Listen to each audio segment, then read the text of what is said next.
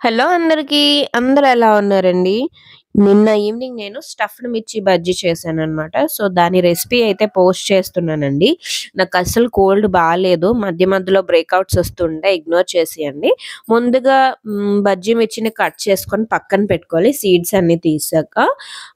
శనగపిండి 3 కప్పులు తీసుకుంటా. 1 కప్పు బియ్యపు పిండి తీసుకోవాలండి. అందులో కొంచెం సాల్టు, అలాగే పచ్చికారం, అలాగే వాము, అలాగే కొంచెం తినే సోడా అంటే వంట సోడా వేసుకొని బాగా వాటర్ వేసుకొని కలుపుకోవాలనమాట. థిక్ కన్సిస్టెన్సీలో కలుపుకోవాలండి. ఇలా చేపెడితే ఇట్లా జారేలాగా.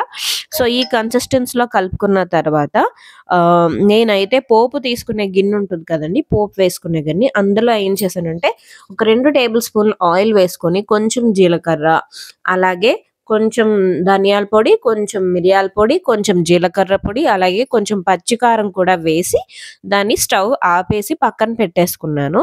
అలాగే మిర్చి బజ్జీ అంటే దీంట్లోకి ఏదో ఒకటి మనం స్టఫ్ చేయాలి కదా! సో, దానికి నేనేం చేశానంటే పొటాటోస్‌ని బాయిల్ చేసి పక్కన పెట్టుకున్నాను. ఆల్రెడీ నేను పొటాటోస్ బాయిల్ చేసి పక్కన పెట్టుకున్నాను. ఆ బాయిల్డ్ పొటాటోస్‌లోకే మనం ఈ ఆయిల్ చేసిన పోపునైతే వేసేయాలనమాట. సో, బాయిల్డ్ అయిన పొటాటోస్ అన్ని పీల్ చేసుకొని ఒక బౌల్‌లోకి తీసుకొని మొత్తం ఈ పోపు ఏదైతే మనం వేసామో అది మొత్తం అందులోకి వేసేసి పప్పుగుత్తి సహాయంతో బాగా కలిపేయాలి. బాగా స్మాష్ చేసి సాల్ట్ కూడా వేసేసుకొని బాగా పక్కన పెట్టుకొని రెడీ చేసుకోవాలి. అలాగే దీంట్లోకి ఆనియన్స్ చిన్న చిన్న ముక్కలుగా తరిగి పెట్టుకోవాలి. అలాగే వేరుశెనగ గుళ్ళు కూడా కొంచెం ఆయిల్‌లో ఫ్రై చేసి పక్కన పెట్టుకోవాలనమాట.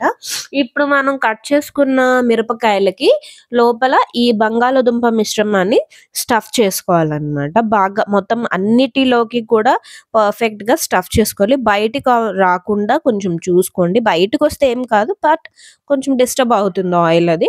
సో, అలా అయితే నేను మొత్తానికి ఇలా అయితే స్టఫ్ చేసుకున్నాను. స్టఫ్ చేసుకున్న తర్వాత బాగా పైపింగ్ హాట్ ఆయిల్‌లోని గ్లాస్‌లో వేసుకొని మిశ్రమాన్ని ఒక్కొక్కదాన్ని బజ్జీ అందులో ముంచేసి వేసేస్తున్నాననమాట. చూడండి చాలా పర్ఫెక్ట్‌గా వస్తున్నాయి.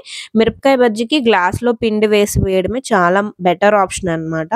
ఎందుకంటే అంత కంఫర్ట్ ఉంటది. మామూలుగా వేయడం అయితే అంత కంఫర్ట్‌గా వేయలేము. గ్లాస్‌లో కాబట్టి చాలా పర్ఫెక్ట్‌గా మొత్తం మిర్చికి మిశ్రమం అయితే అంటుకుంటుంది. బజ్జీ కూడా చాలా ఎక్కడ కూడా అవకతవకలు లేకుండా వస్తుందనమాట రౌండ్‌గా. మేబీ ఎక్కడో ఒక దగ్గర మిస్టేక్ రావచ్చు కానీ అన్ని బజ్జీలు అలా రావు. చాలా రౌండ్‌గా వస్తాయి. మీరు చూసారు కదా! ఇప్పుడు నేను తీస్తున్న బజ్జీలు ఎంత రౌండ్‌గా వస్తున్నాయో.